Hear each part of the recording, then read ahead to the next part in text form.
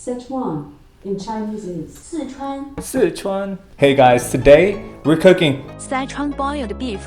my style. So we're gonna be using some household ingredients with some Asian spices. All right, Jackie, it's time to make this.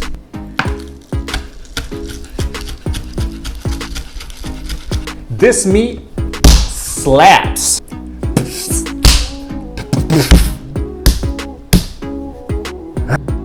Oh shit! Just kidding. That wasn't real. I just wanted to wake you guys up so you guys can watch me cook. I know this shit gets boring at times, but I'm telling you what, this is all done at home. 2,000 years later. All right, guys, we're back. The meat has been fully cut, and now all we have to do is add at least a half cup of soy sauce into this bowl and mix it with some baking powder so that we can start getting the meat tenderized. Once it's in there, we're gonna be cooking a lot of other things. So when we're doing that, this meat's gonna be fully tenderized by that time. After we have added the meat into the soy sauce, we're gonna be putting, I guess, a top coat, like a thin top coat of baking soda on top of the meat. And once that's done, we're gonna add our water. You have to massage the meat into the mixture so it spreads evenly throughout each piece that's been sliced in there. So first off, we have our wets, and then we have our dries and our refrigerated. So these are called Hmong Beans. These are what bring out the flavor in the Sichuan boiled beef.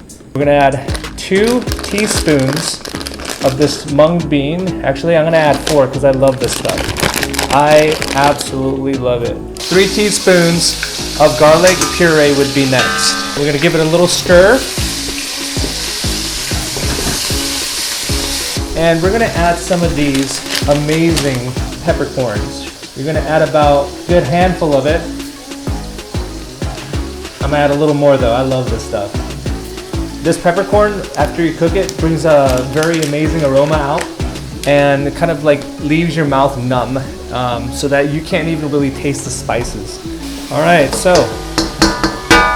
once all of that looks sort of sauteed, we're gonna start adding our chili powder. Now chili powder is just for spice levels, so based on your spice level, I would add 3 sprinkles, but I'm gonna add about 10. I love spicy. I really love spicy. Alrighty, so once that is all mixed in there nice and well, we're gonna put this to the side. I rinsed off my wok, and now what we're gonna do is start frying our Napa cabbages and sealing in the moisture. You wanna do this on medium-high heat because at this point, after you smell all the spices, you're gonna get really, really hungry.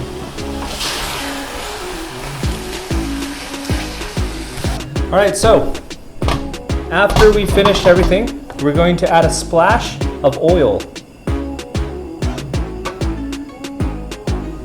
And we're gonna add the sauce. We're gonna mix it in there just a little bit. And then we're gonna add the meat next. Actually, let's drain the soy sauce a little bit. All right, I drained about half of that. And then I have added the meat. All right, after you add the meat, you're just gonna stir it around just a little bit. The reason we're gonna stir this sauce into the meat is so we can get as much flavor in between each meat piece as we can, each meat slice as we can. After everything has mixed together, you're just gonna spread it apart like this so that it cooks evenly on all sides. All right, 2 cups of water. I would add half of that. So add 1 cup of water first and mix the meat and the sauce around. Wait till it simmers and then you add, actually, just add 1 cup of water. 1 cup of water. I'm sorry, should I do that again? After you spread all the sauce around the meat, you're gonna take your Napa cabbage and pour it right on top of this soup. All right guys, so now that we have added all the vegetables and the meat and the sauce together, you're going to take your spoon and you're gonna start spreading all the Napa cabbage leaves around the top of the wok. And so while that is in there, it seals the flavor, and once it starts bubbling like this, you're gonna start adding your garnish. So let's make it look pretty. Come on up here, let's check this out, guys, come on. Don't be scared, don't be shy. All right, we're gonna add those 2 stems in the center and just go around and sprinkle the remainder of the scallions on top of this dish. And then what we're gonna do is we're gonna create little forests on the side, a forest of cilantro. That way your guests can pick whether or not they want to eat the cilantro or not. And that, ladies and gentlemen, is how you make Sichuan boiled beef Maui.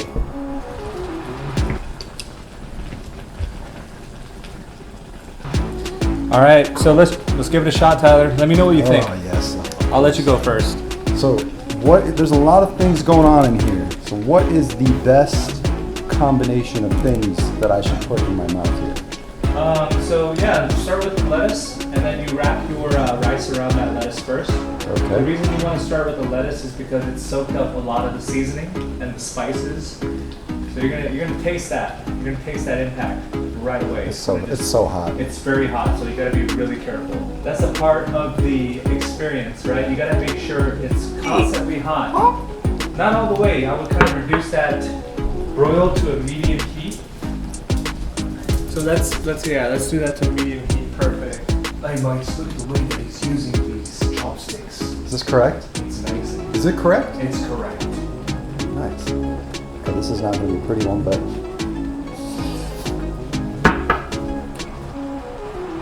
all 9,000 taste buds. Cover all 9,000 taste buds. Nice. I like it. That's good. It's really good. It's a really good one. So hot, but I'm sweating now. I wasn't sweating before I came up here. It's not because I'm nervous. It's because it's spicy, and I love spicy. Nah, he's nervous. Oh man, it's a little hot. I'm crying a little bit from the heat of the entire wok, but damn, that's good. That's good. Let me see. Like the deviled eggs, completely different ballpark here in terms of the class of food. This is an entree, not an hors d'oeuvre, but for an actual dinner entree, this thing slaps. Just like Jonathan slapped that meat earlier, this shit slaps. I must say, don't slap that. But oh, that's good. I need a little cilantro. But that's it for today, guys. I think we're gonna enjoy this food. It's so good. I think we're just gonna cut the video right now. Everyone like, comment, and subscribe. This video is brought to you by Thumb Brand. If you want an excellent website for an affordable price, make sure to look at the information in the description to find out how you could have the perfect website for your business. Thanks, guys. Until next time.